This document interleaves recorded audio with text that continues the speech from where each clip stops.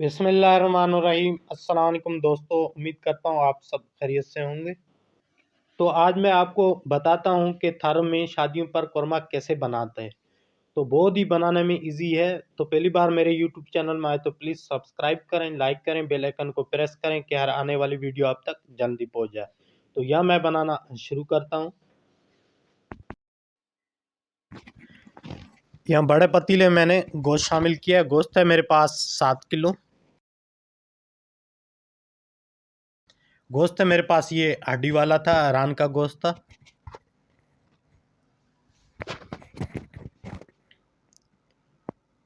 बारीक काटी हुई प्याज इसमें मैंने 3 किलो शामिल किए। यहाँ मैं गरम मसाला शामिल कर रहा हूँ, दालचीनी, लौंग, बड़ी इलायची, 3 चम्मच लाल मिर्च पाउडर, 2 चम्मच हल्दी पाउडर, काली मिर्ची पीसी ½ टी स्पून, साबुत काली मिर्ची 10 से 12 दाने, 3 चम्मच नमक, ज़ीरा पाउडर 2 चम्मच, धनिया पाउडर 2 चम्मच,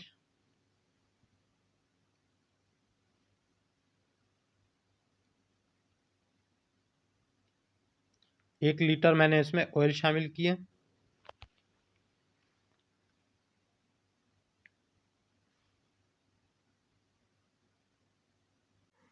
चार लीटर इसमें मैंने पानी शामिल करना है।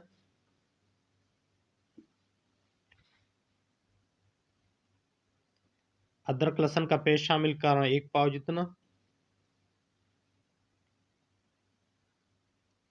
मसालों को मैंने अच्छी तरह मिक्स करके इसको मैंने 1 घंटे के लिए चढ़ा देना है।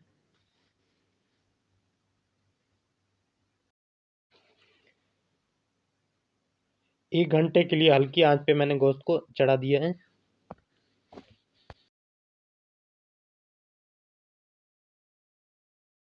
तो गोश्त को मैंने चढ़ाया था 1 घंटे के लिए। अभी 1 घंटा हो चुका है। तो अभी इसका पानी भी खुश्क हो गया है।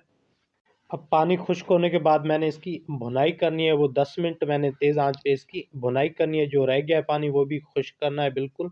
जब गोश्त जो तेल छोड़ जाए उसके बाद मैंने इसमें और पानी थोड़ा शामिल करना है। तो आपने गोश्त में ज़्यादा पानी नहीं डालना। अगर ज़्यादा आप पानी डालेंगे तो गोश्त गल जाएगा। अभी आप देख सकते हैं माशाल्लाह कितना बेहतरीन कलर आया हुआ है बूटी पर। अभी गोश्त तो माशाल्लाह अच्छी तरह गल गया है। मज़ीद मैंने 10 मिनट की इसकी भुनाई करनी है। उसके बाद 10 मिनट मैंने इसको मज़ीद पकाना है। अब गोश्त की मैंने 10 मिनट भुनाई कर ली। उसके बाद पानी गर्म किया है और पानी इसमें गर्म करके मैंने 2 किलो पानी इसमें शामिल करना है। तो इसकी भुनाई अच्छी तरह करनी होती है। जो प्याज का कच्चापन है वो ख़त्म हो जाएगा। प्याज यहाँ पर भुनाई से ही ब्राउन हो जाएगी। तो अभी मज़ीद मैंने इसको पानी शामिल किया। पानी शामिल करने के बाद मैंने अच्छी तरह मिक्स किया है। मिक्स करने के बाद मैंने इसको मज़ीद 10 मिनट हल्की आंच पे पकाना है। आप जब तक पकाएं जब तक आपका गोश्त नहीं गले। और भुनाई के बाद अगर पहले को गोश्त कच्चा होता है तो भुनाई के बाद आप इसमें पानी डाल के पका सकती है, तो गोश्त अच्छी तरह गल जाएगा। और भुनाई से पहले ज़्यादा आपने गोश्त को गलाना नहीं है। अब 10 मिनट हो चुके हैं। तो माशाल्लाह बहुत प्यारी खुशबू आ रही है कौरमे की। तो कौरमा माशाल्लाह बिल्कुल रेडी है यहाँ पर। अब मैंने इसमें थोड़े से हरा मसाला शामिल करना है। हरा मसाला में मैंने अदरक, धनिया, हरी मिर्ची शामिल की है।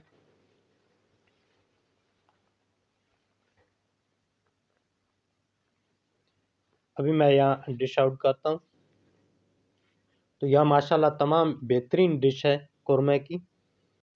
थर का बड़ा मशहूर कौरमा है। अक्सर लोग शादियों पे इसको बनाते हैं। तो तमाम बेहतरीन डिश है थर की। आपने दिल्ली कौरमा भी खाया होगा, आपने शाहीन कौरमा भी खाया होगा। तो आप एक बार थर कौरमा बना के देखें तो आप दिल्ली कौरमा और शाही कौरमा दोनों भूल जाएंगे। तो उम्मीद करता हूँ आपको थर कौरमे की रेसिपी अच्छी लगी होगी। तो पहली बार मेरे यूट्यूब चैनल में आए तो प्लीज़ सब्सक्राइब करें, लाइक करें, बेल आइकन को प्रेस करें कि हर आने वाली वीडियो आप तक जल्दी पहुँच जाए। फिर मिलते हैं इंशाल्लाह नेक्स्ट वीडियो के साथ। खुदा हाफिज़।